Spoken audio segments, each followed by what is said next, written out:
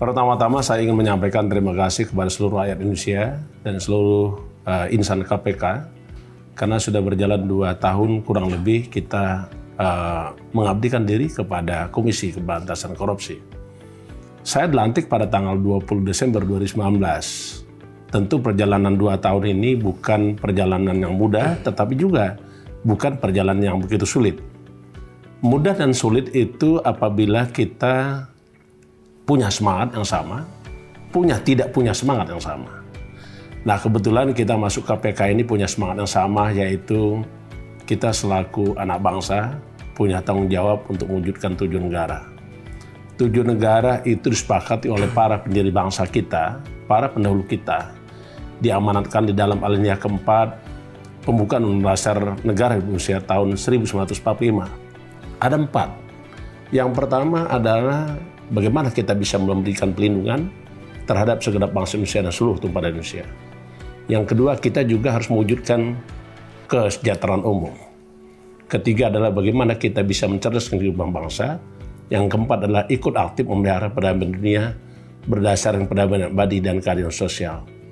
4 tujuan negara inilah yang menyatukan semangat setiap anak bangsa, termasuk juga seluruh insan KPK. Karena menurut saya, siapapun dia, dari manapun dia datang, dan apa latar belakangnya, tetaplah satu, yaitu kita sama-sama memiliki semangat mewujudkan tujuan negara tadi. Nah, memang setelah pasca Undang-Undang Nomor 19 2019 atas perubahan Undang-Undang Nomor 30 Tahun 2002 tentang Komisi Pemberantasan Korupsi, diamanatkan bahwa pegawai KPK adalah aparatur sipil negara. Ini adalah kehendak undang-undang dan kehendak rakyat. Tentu kami berlima pimpinan dan segenap struktural KPK dan seluruh insan KPK pastilah ingin memiliki semangat yang sama mewujudkan undang-undang. Perjalanan untuk mewujudkan perintah undang-undang tersebut tentu sudah kita laksanakan dengan berbagai dinamika. Tetapi yang pasti semangat satu adalah setiap anak bangsa punya andil peran untuk membersihkan Indonesia dari praktek-praktek korupsi. Undang-Undang 19 2019 ada jabaran regulasi yang harus kita wujudkan. Antara lain Peraturan Pemerintah Nomor 41 Tahun 2020 tentang mekanisme pengalihan pegawai KPK menjadi ASN. Dan kita jabarkan dengan beberapa peraturan lainnya. Dan tentu kami juga terima kasih kepada Kementerian Lembaga karena proses peralihan pegawai ini selesai tepat waktu dalam waktu 2 tahun. Dan KPK bekerja bersama-sama dengan kementerian terkait, Menteri Hukum dan HAM, Menpan RB, BKN, termasuk juga para asesor. Dan tentu hasilnya itulah yang harus kita terima, karena bagaimanapun juga kita sama memiliki semangat yang sama selaku anak bangsa. Dimanapun kita berada, tetaplah kita dituntut pengabdian kepada bangsa kita. Saya kira itu.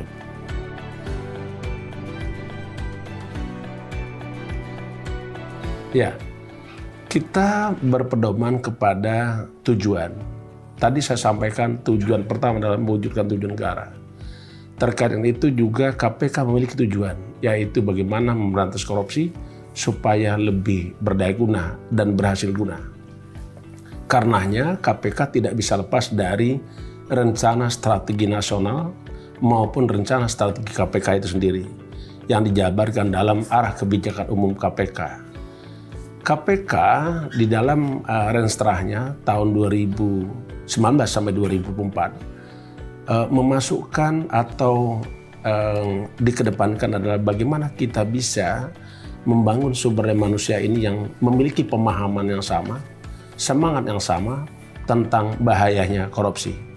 Dengan begitu maka pendidikan menjadi hal yang utama atau first interest untuk pemberantasan korupsi.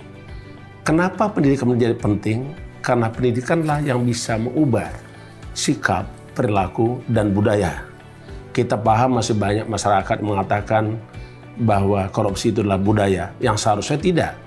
Budaya korupsi harus kita ganti menjadi budaya anti korupsi. Bagaimana caranya? Caranya adalah tidak ada lain kecuali dengan melalui pendidikan. Karena sesungguhnya pendidikan adalah senjata yang paling ampuh yang bisa kita gunakan untuk mengubah dunia. Ada satu kalimat yang sering saya pakai, education is the most powerful weapon which you can use to change the world. Artinya, bagaimana kita bisa memanfaatkan strategi pendidikan masyarakat untuk mengubah perilaku kita dari yang permisif dengan korupsi, jauh dan terhindar, bahkan kita membangun budaya-budaya anti korupsi. Tentu tantangannya ada, tetapi selaku pimpinan kami berlima selalu membaca apa tantangan yang dihadapi, apa kendala yang dihadapi. Tetapi kita juga memiliki kekuatan dan tentu kekuatan kita punya. Terus modal dasar kita punya, modal kapital kita cukup kuat, dukungan masyarakat sangat tinggi. Sehingga saya kira bagaimana kita bisa melaksanakan tugas pokok dengan koridor undang-undang, tetapi juga kita harus siap menyiapkan diri untuk menghadapi tantangan, dan tantangan itu kita rubah menjadi peluang. Karena dalam satu kalimat yang paling saya yakini, satu, kenali tugas pokok Anda. Dua, kenali tujuan Anda. Ketiga adalah akan kemana kita berangkat. Yang keempat, bagaimana kita mewujudkan tujuan kita tadi. Yang paling penting adalah mengenali kawan, siapa kawan kita. Siapa musuh kita? Musuh kita adalah para koruptor. Musuh kita adalah kemiskinan. Musuh kita adalah kebodohan. Dan itu bisa kita berantas apabila kita punya sepakat, punya komitmen yang sama, membebaskan negeri ini dari praktek-praktek korupsi.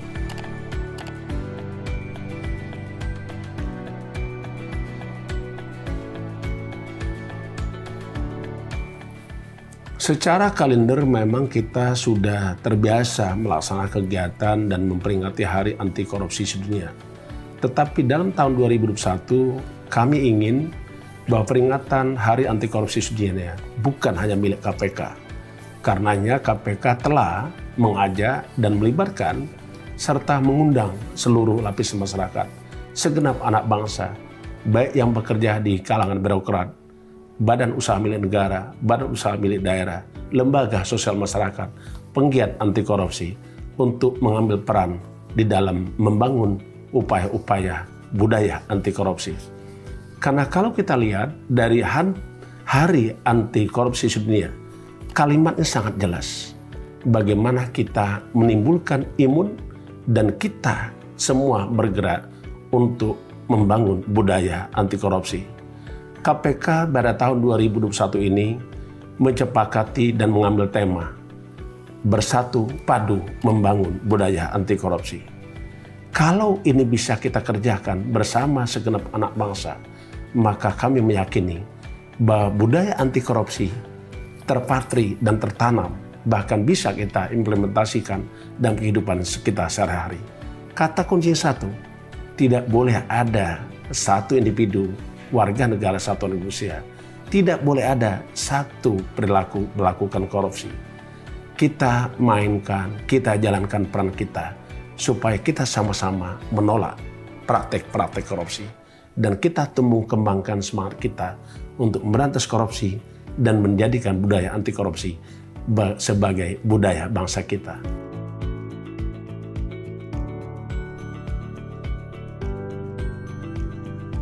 Ya, saya kira setiap anak bangsa yang dilahirkan ke dunia ini tidak ada yang bercita-cita untuk melakukan korupsi.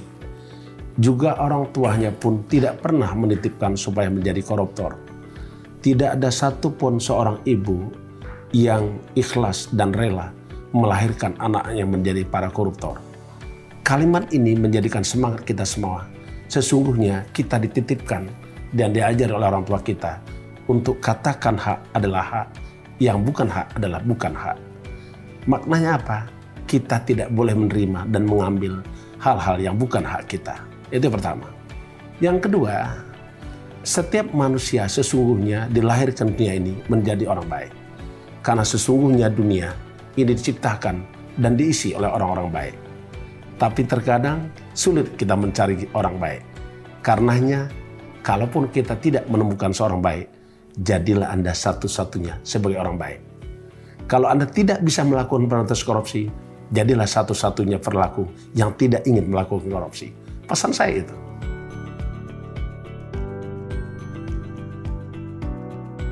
Ya, saya harus katakan bahwa tidak ada individu yang bisa melepaskan diri dari tanggung jawab untuk mewujudkan tujuan negara. Tujuan negara yang disepakati oleh para pemimpin kita semua, yaitu melindungi segenap bangsa Indonesia dan seluruh tumpah Indonesia, memajukan kesejahteraan umum, mencerdaskan kehidupan bangsa, dan ikut aktif memelihara perdamaian dunia berdasarkan kemerdekaan, perdamaian abadi, dan keadilan sosial. Maknanya adalah tujuan negara tadi tidak akan pernah terwujud tanpa ada andil besar dari setiap individu anak bangsa. Kita selaku anak bangsa, jauhi korupsi, jangan pernah melakukan praktik korupsi. Dan jangan pernah berpikir untuk melakukan korupsi. Kalimat terakhir adalah, jangan juga pernah berpikir bahwa tidak akan pernah terungkap praktik-praktik korupsi yang pernah dilakukan. Kita buktikan sekarang, ada yang sudah melakukan korupsi beberapa tahun lalu, tapi hari ini harus berhadapan dan dimintain pertanggungjawaban secara hukum. Dan berikutnya juga adalah berikan andil sekecil apapun yang bisa Anda berikan supaya tidak ada praktek-praktek korupsi. Baik dengan cara pendidikan masyarakat, memahami apa itu bahaya korupsi, memahami apa dampaknya korupsi. Kalau kita paham, maka kita pasti katakan tidak ingin melakukan korupsi. Kita juga bisa melakukan andil untuk memberantas korupsi. Jadilah mata KPK, karena jumlah pegawai KPK sangat terbatas. Tetapi saya yakin 273 juta anak bangsa ingin membebaskan negeri ini dari praktek-praktek korupsi. Mata rakyat adalah mata KPK. Andil besar rakyat menentukan suksesnya pemberantasan korupsi. Saya kira itu. Kita sebagai insan KPK yang memiliki titipan amanah untuk melakukan pemberantasan korupsi. Kita pun lahir ke dunia untuk menjadi bagian dari membersihkan praktek-praktek korupsi. Mari wujudkan NKRI bebas dari praktek-praktek korupsi. Terima kasih. Wassalamualaikum warahmatullahi wabarakatuh.